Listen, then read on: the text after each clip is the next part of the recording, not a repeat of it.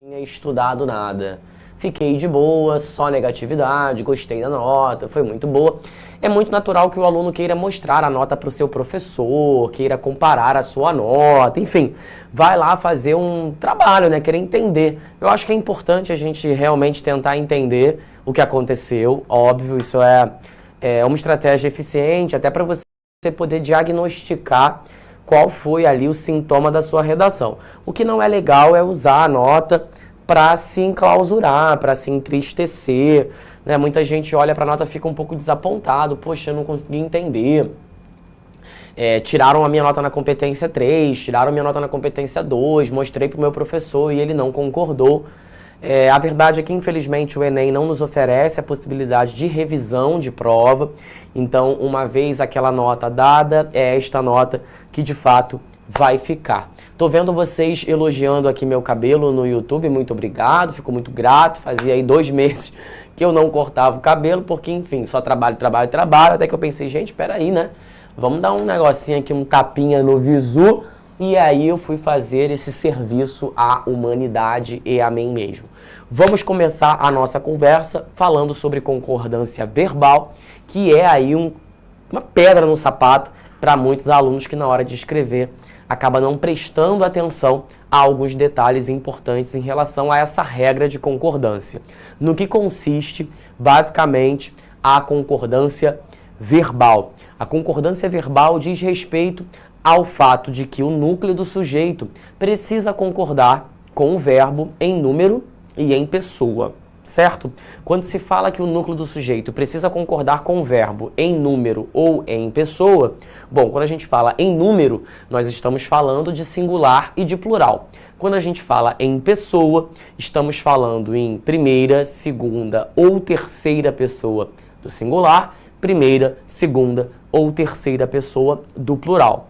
Eu, tu, ele, nós, vós, eles. Portanto, numa construção como as meninas advertiam-no do deslize, quando a gente olha para o núcleo do sujeito, que nesse caso, claro, é meninas, a gente percebe que meninas está na terceira pessoa do plural, certo? Elas, não é isso? Eu, tu, ele, nós, vós, eles. Eu, tu, ela, nós, vós, elas. Quando a gente considera que meninas está na terceira pessoa do plural, a gente percebe que o verbo advertiram precisa, claro, estar concordando tanto em número, afinal de contas está no plural, quanto na pessoa, afinal de contas está na terceira pessoa, certo? Então o núcleo do sujeito, a princípio, está em permanente concordância com o verbo a ele vinculado. É claro que a gente tem aqui um caso bastante simples, certo? Temos uma frase curta, um núcleo também facilmente identificável, a própria composição do sujeito não nos leva a grandes dúvidas. Em condições normais de redação, a gente sabe que muitas vezes a oração é bem mais longa do que isso, certo? E além de bem mais longa do que isso, a gente tem ali construções mais complexas, realmente. Então é claro que olhando para cá, o aluno pensa, David, muito tranquilo, eu jamais diria as meninas advertira. Eu vou colocar um M ali. Sim, mas o que você precisa perceber é que em condição de prova, você costuma estar emocionalmente instável, muito nervoso, e, no geral, a gente lida com construções bem mais complexas do que essa. Reparem o caso abaixo. O povo faz a festa na avenida. Nós temos aqui a terceira pessoa do singular. No primeiro caso, elas. No segundo caso, ele. Bom, nesse caso, se o núcleo do sujeito está na terceira pessoa do singular, espera-se, naturalmente, que a terceira pessoa do singular também conduza o próprio verbo. Gente, sem mistério aqui, certo? Estamos aqui tranquilamente mostrando como o núcleo do sujeito concorda com o verbo. Tudo bem, né? Sem grandes dificuldades aqui, eu acho que isso a gente consegue ver com facilidade. Coloquei mais um caso.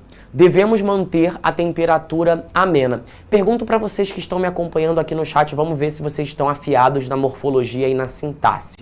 Qual é o sujeito da construção devemos manter a temperatura amena?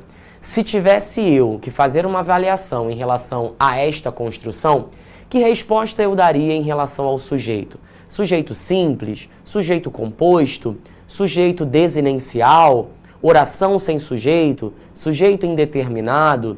Qual é o sujeito aqui, a classificação desse sujeito? Nós precisamos primeiro encontrar o sujeito para depois olharmos para o verbo e entendermos por que o verbo se encontra naquela determinada concordância. O Romenson, é isso?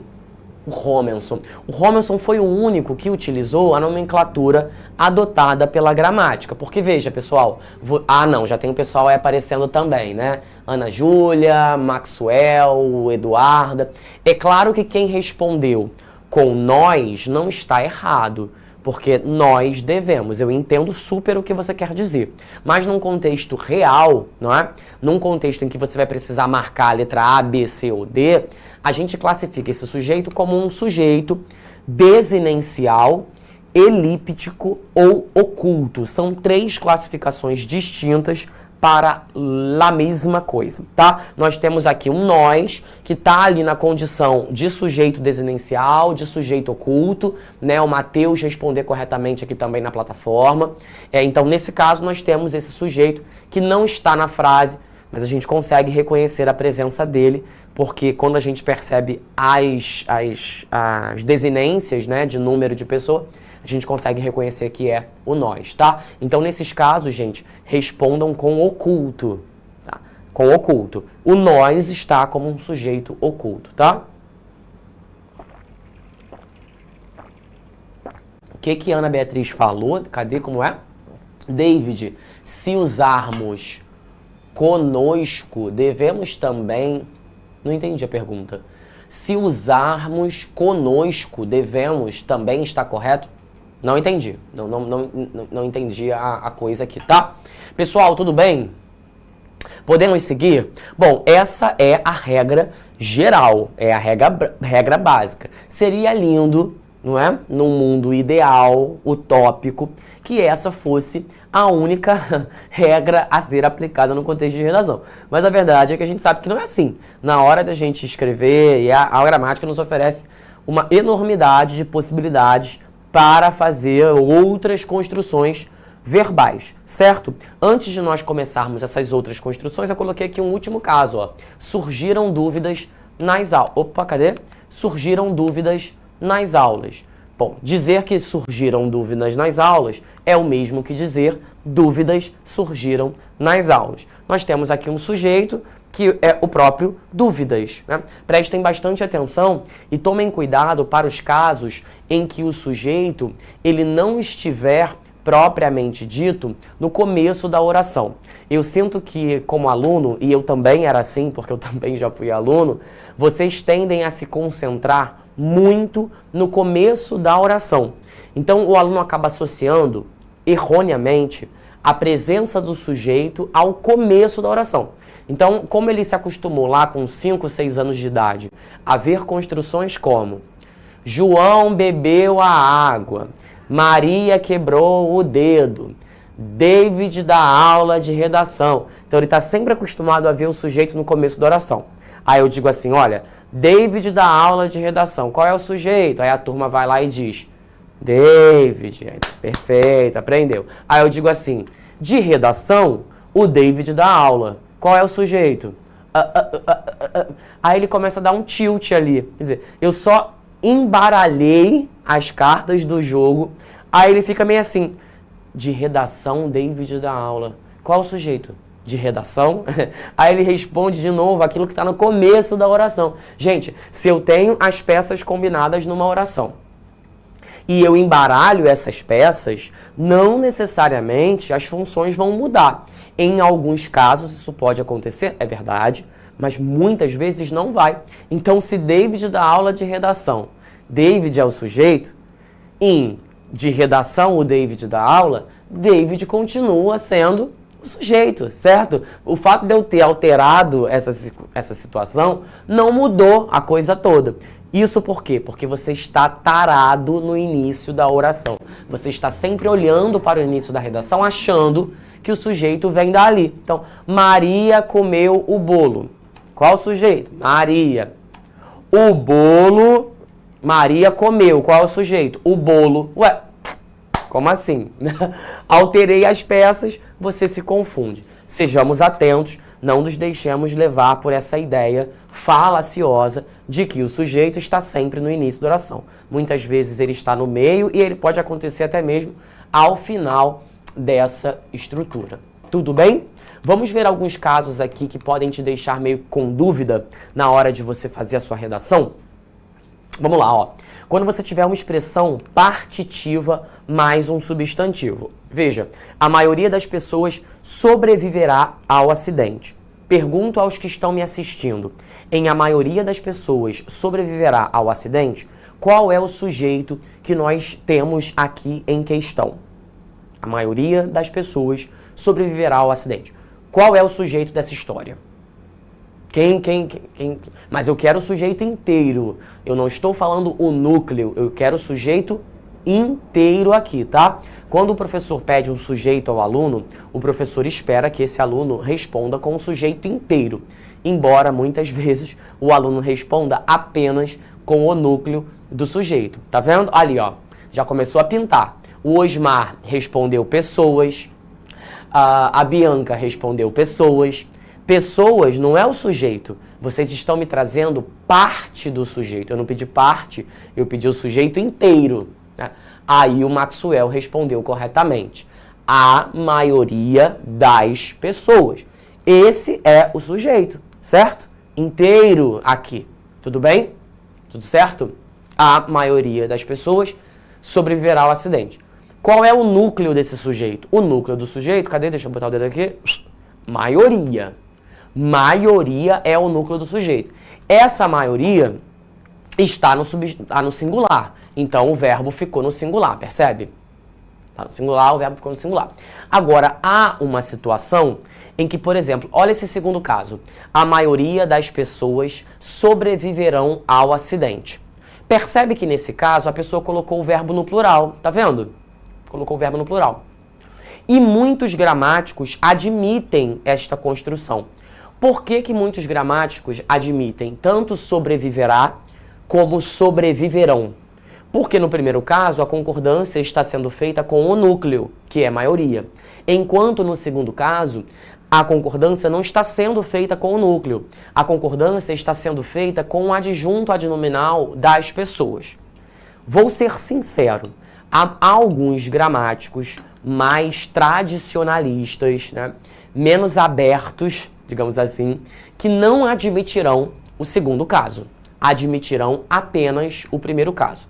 Mas tem muita gente também que admite tanto o primeiro caso quanto o segundo caso, né? Vai admitir tanto a concordância com maioria quanto a concordância com o pessoas. Se você preferir adotar um caminho mais tradicional, apenas a primeira satisfaz. Agora, se você quiser adotar um caminho mais linguístico, tanto a primeira quanto a segunda estão ali dentro da coisa toda. Isso vale para outras expressões partitivas. Grande parte de, metade de, a maior parte de, bom número de, uma porção de e por aí vai, tá? Qualquer estrutura partitiva, ou seja, que se refere a um elemento à parte desse todo, quando associado a um termo, pode fazer essa flexibilização na concordância do verbo. Tudo bem? Vamos dar uma olhadinha aqui numa pergunta do site. Deixa eu ver o que a gente tem na plataforma. Professor, perde ponto se colocar um repertório na primeira pessoa? Exemplo, vivemos em uma sociedade capitalista. Não. Nesse caso, você está se referindo a uma primeira pessoa do plural. É perfeitamente admissível, tá? Eu sei. É bem chato quando interrompem as aulas, né? Foi por isso que eu assinei a turma do ProEnem. Então, o que vem antes de Homero? Lá na plataforma, eu podia assistir a aula a hora que eu quisesse. Além de pausar, acelerar e baixar todos os materiais.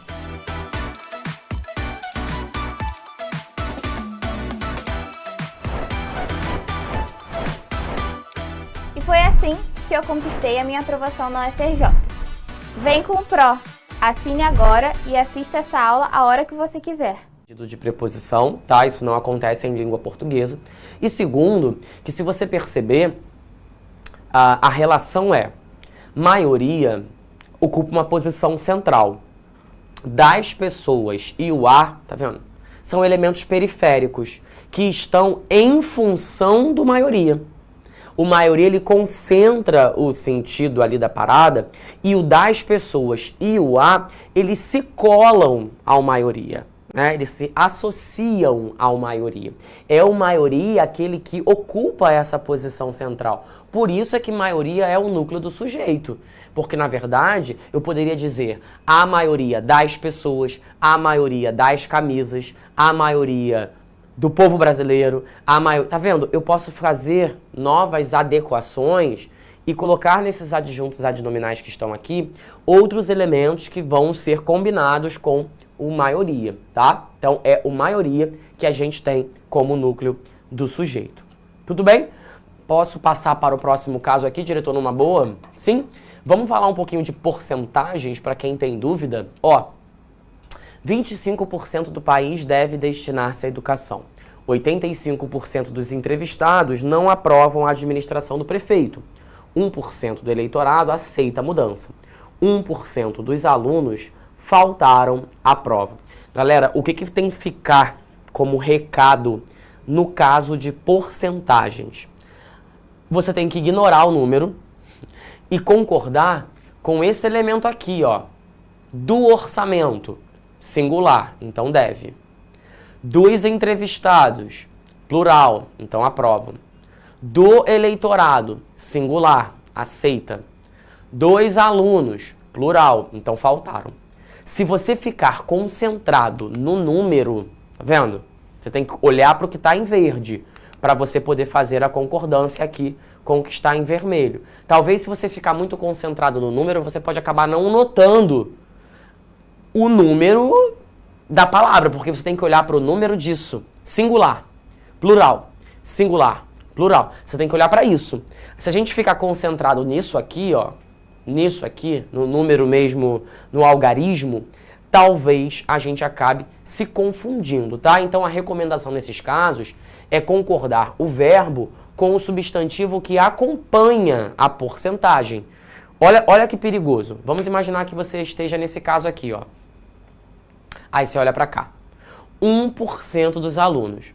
Vamos imaginar que o aluno ficou se concentrando no 1. Se você ficar se concentrando no 1, sabe o que você vai colocar? 1% dos alunos faltou. Porque você vai dizer, é 1%, 1. 1 é singular. Aí você vai botar 1% dos alunos faltou, tá? Então, não se confunde. Não se concentra no algarismo. Se concentra na palavra que está acompanhando o algarismo e olha para ver se plural ou se singular. Porque, sendo plural, o verbo vai para o plural. Se for para o singular, o verbo vai para o singular, tá? Então, não fica tarado olhando para o algarismo, porque isso pode acabar te confundindo muito mais do que te ajudando. Beleza, gente? Professor, o núcleo do sujeito... Alguém fez uma pergunta, baixa um pouquinho para mim. Professor, o núcleo do sujeito é sempre aquele que altera o verbo, fazendo concordar? Sim, sim. Você pode tomar essa como uma referência maior. O núcleo do sujeito será aquele termo com o qual o verbo concorda, certo? Então, o verbo ele vai estar acompanhando esse núcleo do sujeito. Há casos muito específicos em que isso não acontece ou não precisa acontecer. Mas esse é um papo para a turma do futuro. A turma do presente, com isso a gente consegue sobreviver e escrever uma boa redação, tá? Vamos observar também com a expressão mais de um.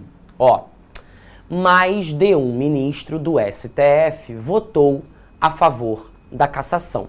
Então, repara, nesses casos, a recomendação, no geral, o verbo deve estar no singular. Então, mais de um ministro votaram ou mais de um ministro votou. Mais de um ministro votou é o que se recomenda. Ah, David, mas tem vários, mais de um, cara, tem 60. Sim, mas recomenda-se que a concordância esteja com esse um votou. Agora, há casos específicos. Por exemplo, quando houver uma noção de reciprocidade, mais de um candidato se cumprimentaram de maneira bastante cordial. Entende a noção de reciprocidade? Eu cumprimentei o cara me cumprimentou de volta. Então, havendo essa relação de reciprocidade, essa noção de eu fiz algo por alguém, alguém fez algo por mim de volta, coloca-se o verbo no plural. E quando você tem uma repetição da expressão, também, ó, mais de um automóvel e mais de uma pessoa, olha a repetição, mais de um e mais de uma pessoa se envolveram no acidente naquela rodovia. Conclusão, o verbo tende a ficar no singular, mas há dois casos especiais. Quando houver noção de reciprocidade ou quando houver uma repetição da expressão, tá? Tudo bem? Ah, David, vou ter que decorar isso? Olha, infelizmente sim, se você pretende usar essas expressões em um determinado contexto, não tem para onde correr. É entender primeiro para depois decorar. Quando a gente entende o exemplo, é muito mais fácil. Querer decorar por decorar fica muito mais difícil, porque quando a gente está entendendo, automaticamente a gente já está, mesmo que de forma indireta, decorando, tá? E atenção à expressão menos de. Veja aqui, ó. Menos de 5 atletas conseguiram completar a maratona. Menos de uma dúzia de colégios abriu as portas. Veja que no primeiro caso, nós temos uma concordância no plural, né? Enquanto no segundo caso, nós temos uma concordância no singular. Sim, porque menos de 5, aqui está se referindo a um algarismo. Aqui está se referindo a um algarismo, propriamente dito, que são 5, enquanto o menos de uma dúzia de colégios abriu. Reparem que aqui, ó, está se referindo a 1, 2, 3, 4, 5. Sim? Então, 5 conseguiram. Aqui é uma dúzia. Então, se você ficar concentrado no dúzia, tá? Se você se concentrar no dúzia, você vai acabar querendo colocar abriram. Mas você deve se concentrar no uma, porque aí você coloca menos de uma abriu as portas. Tudo bem? Tudo certo? Tudo bem? Me deem um ok aqui, me mandem uma mensagem para ver se está tudo certo, para eu poder continuar ou explicar alguma coisa que eventualmente não tenha ficado tão clara assim, tá? Cadê? Bom, vou seguindo, hein? Ninguém me deu aqui nenhum indicativo de que necessariamente estão com dúvida. Deixa eu ver aqui. Professor, nesse caso especiais, com porcentagem, qual seria o sujeito? Pera aí que a gente já vai chegar aí para quem perguntou nessa resposta. David, está certo dizer mais de um dos ministros? Mais de um dos ministros? Depende da construção, não é? Você precisa terminar a construção para eu perceber o restante, porque assim, isolado eu não consigo. Cadê? Acho que é isso. Não estou vendo aqui mais nenhuma pergunta. Vou seguir. Nomes plurais. Os Estados Unidos, isso aparece demais na redação, até porque Estados Unidos é um país a que a gente se refere com muita frequência, né? Os Estados Unidos já estão estudando a concessão de uma ajuda de urgência ao Haiti. Olha para a construção. Coloquei um os, certo? Se você colocou um os, automaticamente você se obriga a colocar no plural, porque você colocou um artigo determinante ali, que é o os. A gente chama de artigo definido. Sim? O, os, a, as, artigo definido. Um, uma, uns, umas, artigos indefinidos, certo? Mas todos eles assumem a posição de determinantes e de adjuntos adnominais. Agora vamos observar um segundo caso. Cadê, ó? Nesse caso, a recomendação, é claro, é que você coloque o verbo no plural, já que nós temos um artigo definido que também está no plural. Agora, Canudos não se rendeu. Percebe que Canudos, todo mundo está comigo em Canudos? O sertão vai virar mar, o mar vai virar sertão. Imagino que vocês já tenham estudado um pouquinho sobre a revolta de Canudos em história e na literatura também, porque a revolta de Canudos é amplamente abordada em várias obras literárias brasileiras. Canudos é uma palavra que, terminando com esse S, leva o aluno a crer que deveria colocar não se renderam. Mas neste caso, não há a colocação de um artigo anterior. E não havendo um artigo anterior, o verbo ele fica no singular. Ah, David, mas eu queria colocar os canudos. E aí? E aí que vai parecer que você está falando do canudo do refrigerante. Sim, a gente não coloca os canudos justamente porque a palavra canudos, ela existe em português, ela se refere a um objeto que você usa para sugar o líquido de uma vitamina, de um suco e por aí vai. Então a gente não coloca os canudos, a gente coloca canudos, a menos que você de fato esteja se referindo ao objeto canudo, aí é outra coisa. Você fala, olha, os canudos caíram no chão. Sim, mas aí é outro papo, né, cara? Aí é outro papo, tá? Esse canudos aqui está fazendo uma referência à terra de Antônio Conselheiro. Vocês já viram Revolta de Canudos em história? Não sei se vocês já chegaram a esse ponto com o Otto. Se não chegaram, certamente chegarão em algum momento. Sim? Então, nesse caso, não se coloca, quando não está precedido de artigo, não se coloca o verbo no plural, tá? O pessoal disse que ainda não chegou, né? Vão chegar. Inclusive, um excelente capítulo da história brasileira. Assim, excelente no sentido de muito interessante, porque também é muito triste, né? Peço perdão por estar bebendo esse tanto de água durante a aula, mas é porque eu estou gripado e se eu não molhar a garganta, eu vou arrancar a minha glote e jogar no lixo quando eu sair dessa aula, tá? Vamos lá? Haver no sentido de existir. Esse aqui é um clássico, mais antigo do que andar pra frente. Eu lembro que quando eu tinha lá os meus 18, 19 anos, lembro de estar sentado na aula de português. Sempre me sentava na frente na aula de português, porque é isso, né? Quando você gosta da matéria, você quer ficar ali perto do professor, tietando. E eu lembro muito dos meus professores falarem, olha, o verbo haver, ele tem um funcionamento diferente. Eles sempre batiam muito nessa tecla do verbo haver. E hoje, como professor, eu entendo, porque realmente os alunos erram muito na hora de colocar na redação. Ó, havia muitos alunos em sala, apesar do feriado. Percebam. Esse verbo haver, no primeiro caso, ele não se recomenda que ele vá para o plural. E por que não se recomenda que ele vá para o plural? Porque é o mesmo que dizer existir, não é isso? Existiam muitos alunos em sala de aula. Então, quando o verbo haver estiver no sentido de existir, ele é invariável, certo? Ele é invariável. E sendo invariável, não se coloca haviam. Dá vontade, professor. Eu sei, cara pálida, mas nem tudo que dá vontade convém fazer. E essa dica vale para a vida também, né? Então, quando você tiver o verbo haver e ele puder ser assumido pelo verbo existir, você tem a percepção de que ele não deveria variar. Tudo bem? Agora, se você colocar o verbo existir, o verbo tem que ir para o plural, tá? Favor não confundir um pouquinho de macarrão com um poucão de macarrinho. Ah, o David falou que se o verbo haver estiver no sentido de existir, ele não vai para o plural. Então, quando eu colocar o verbo existir, eu deixo no singular? Claro que não.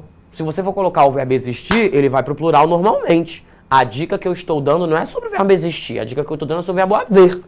Você está fazendo o teste do existir para aplicar no haver. Mas o existiam funciona por conta própria. Existia a cura para a doença. Existiam as curas para a doença. Ok? Então, não confunde as coisas não, senão você vai acabar colocando tudo no singular, baseado apenas no parâmetro do verbo haver. Mas a gente não está falando sobre isso. A gente está falando sobre que o verbo haver se mantém em pessoal, mas que o verbo existir ele precisa ir para o plural, tá? Tudo bem? Cadê mais? Existem... esse aqui que é legal, ó. Existem dúvidas? Há dúvidas. Existirão... No presente, certo? Existem dúvidas? Há dúvidas. Lembrando que o verbo haver não vai para o plural nesse caso. Vamos pensar no futuro? Existirão dúvidas. Haverá dúvidas. Não vai para o plural, portanto eu não digo haverão dúvidas. Não vai para o plural. Então, no presente, existem dúvidas. Correspondente no haver, há dúvidas. Existirão dúvidas no futuro. Correspondente no haver, haverá dúvidas. Existiram dúvidas. Correspondente no verbo haver, houve dúvidas. Nisso aqui, o aluno já está com uma diarreia cerebral, né? Saindo líquido cerebral por vários orifícios. Ouvido, nariz, porque ele fica meio tonto, ele dá uma tonteada, porque ele, caraca, então existem vários formatos do verbo. Sim, porque aqui é o formato no presente, aqui é o formato no futuro, aqui é o formato no passado. Só que aqui é com o verbo existir e aqui é com o verbo haver. Existir, haver. Existir, haver. E a esse tanto de construções possíveis leva o aluno a pensar: meu Deus, e se eu decidir simplesmente vender a minha arte na praia e abandonar esse sonho tão longínquo da universidade? Porque quando se fala em flexão verbal, concordância verbal, enfim, a gente fica meio tonteado. Principalmente para quem é das exatas, né? David, ó, eu sou das exatas, meu papo é b ao quadrado menos 4ac, raiz de delta, pi, r, essas coisas todas. Realmente, tende a lidar com isso aqui com um pouco mais de desgosto, de desespero e de angústia. Mas vamos com calma, que aos pouquinhos a gente vai construindo possibilidades. Ó, existiam dúvidas, havia dúvidas. Nós temos algumas versões do passado, né? Nós temos o pretérito perfeito e nós temos o pretérito imperfeito. Sim, então é futuro, ó, presente, futuro, pretérito perfeito, pretérito imperfeito. Existiriam, futuro do presente, ou melhor, futuro do pretérito. Haveria dúvidas. Acompanhou? Ficou assim, ó. Presente, futuro, pretérito e mais um futuro. Tudo bem? Foi? Agora tem que saber, né, gente? O que é futuro do pretérito? O que é futuro do presente? O que é pretérito perfeito? O que é pretérito imperfeito? Aí, pum, pane no sistema, alguém me desconfigurou. Se você se esquecer dessas noções básicas de tempo verbal, né, que a gente aprende lá quando tá, sei lá, acho que no 8º, 9º ano, aí fica um pouquinho mais difícil de você entender isso aqui mesmo, tá? Porque a gente tá falando de passado, presente e futuro. Mas há 3 formas de passado: pretérito perfeito, pretérito imperfeito, pretérito mais que perfeito. No presente só tem um. E no futuro a gente tem futuro do presente e futuro do pretérito. Eita, Giovana, segura este forninho. Vamos para um dos últimos casos do dia, o verbo ser. Quando o sujeito for um dos seguintes pronomes: isto, isso, aquilo, tudo e o. Vamos lá, ó. Isto são segredos. Tá vendo? Quando você tiver isto, isso, aquilo e tudo, você deixa, quando o sujeito for um desses seguintes pronomes, você coloca o verbo concordando não com o sujeito, mas com o termo seguinte a esse sujeito. Alguém me fez essa pergunta agora aqui no chat, acho que não foi no chat, foi na plataforma. David, o verbo concorda sempre com o núcleo? Eu disse, quase sempre sim.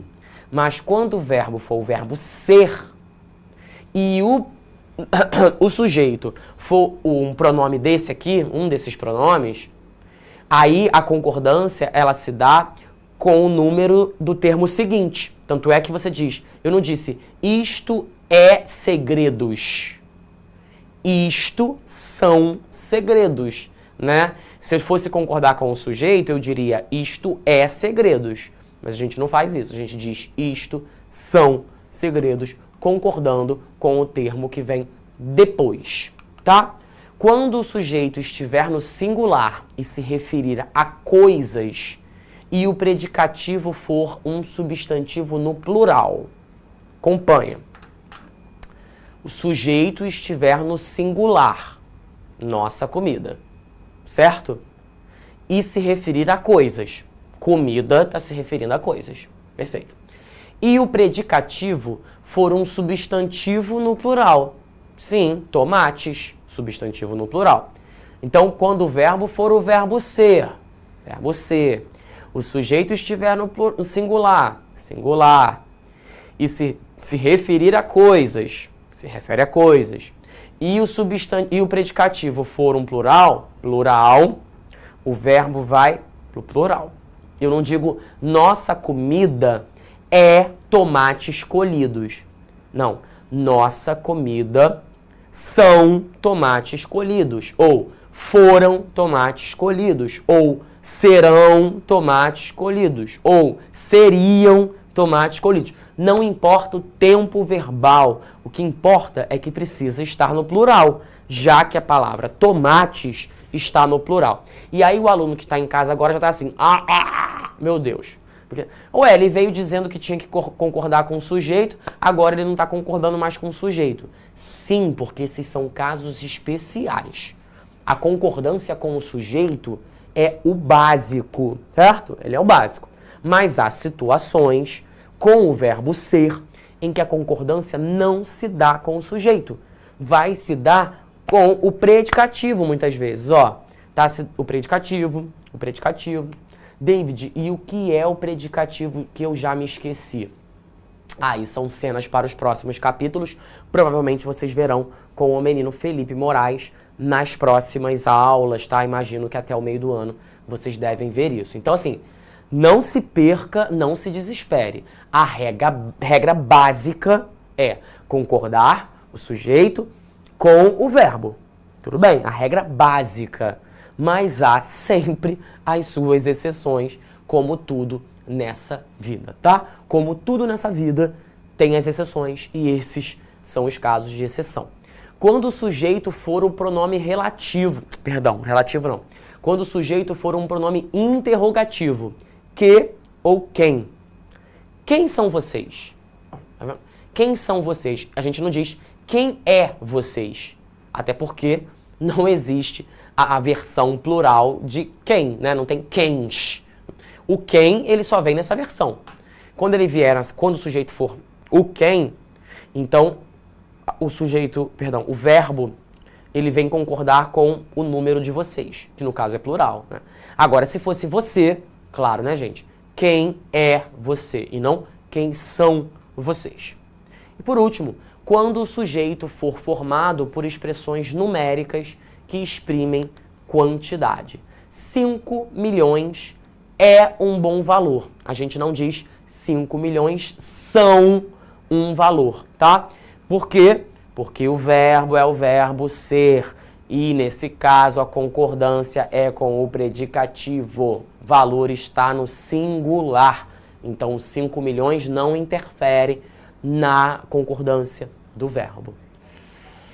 E aí, estão desesperados, estão tranquilos, querem desistir de tudo, querem conversar, estão tristonhos, choraram sobre o caderno? Se choraram, passa o antebraço ali para secar, porque faz umas ondulações no caderno e a gente não quer isso, né? Seca direitinho, amanhã você vai olhar para a folha e vai falar, gente, ficou durinha a folha.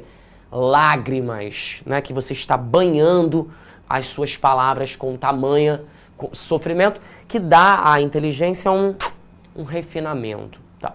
Cadê? Há mais casos especiais? Sim, gente, claro, há mais casos especiais, mas isso a gente vai vendo aos poucos, ao longo do tempo, tá? Aqui. Ó, quando o sujeito for expressão de um sentido coletivo ou partitivo, né? Quando você estiver se referindo a um sujeito e esse sujeito estiver num contexto de parte, se referindo à parte, ó, o resto são detalhes. Né? O resto é uma parte, né? Ou um agrupamento de coisas. Eu não disse o resto é detalhes. Eu disse o resto são detalhes. Perceba novamente que o verbo não está concordando com o resto, está concordando com detalhes, o que é incomum, já que, no geral, o verbo concorda com o sujeito. Quando o predicativo do sujeito for um pronome pessoal, aqui os responsáveis somos nós, né? Sim, né? Quando o predicativo for um pronome pessoal reto, aqui ó, tá vendo? Quando o predicativo for um reto, você tem que concordar com o número desse pronome pessoal, né? E nós é um pronome pessoal do caso reto da primeira pessoa, né? Eu, tu, ele, nós, vós, eles, tá? Na plataforma tem questões de concordância, certamente vocês encontrarão ali exercícios que vão ajudar vocês a compor esse conhecimento de hoje, tá? Parece que eu já estou ouvindo bater na porta o som do encerramento de nossa aula. Ah, puxa vida, queria passar aqui uma tarde inteira falando sobre concordância. Mentirosos, eu sei que não, eu sei que vocês não gostam muito da matéria, galera costuma torcer um pouco o nariz, mas gente, não tem pra onde correr, tá? A norma culta é uma realidade com a qual a gente precisa lidar, né, e a qual a gente precisa enfrentar, tá? Mas vamos com calma, a gente ainda tem outras aulas de concordância, tem Felipe Moraes também aí para nos dar um suporte com a língua portuguesa, não precisa desesperar nesse ponto não, tá? Eu preciso ir embora, porque tudo que é bom dura o tempo suficiente para se tornar inesquecível. Mas quando o mel é bom, o que faz a abelha? Segundo a Simone e a Simária. A abelha sempre volta. E hoje eu ainda volto. É isto mesmo. Aula de linguagens, mais tarde, é com este que vos fala, tá? Então, não se cansem de mim não, porque eu ainda tô aqui de novo. Logo mais tarde, para a gente conversar um pouquinho sobre morfologia. Hoje é overdose de David ou Davi. Tudo bem? Beijo grande no seu coração. Até daqui a pouco. A gente se vê ainda ao vivo e a cores no YouTube. Beleza? Um beijo e até já. Assista nossas aulas a hora que você quiser. Vem com o Pro, o cursinho online que mais aprova no Enem. Assine em proenem.com.br. We gotta celebrate the beauty of the world that keeps on giving.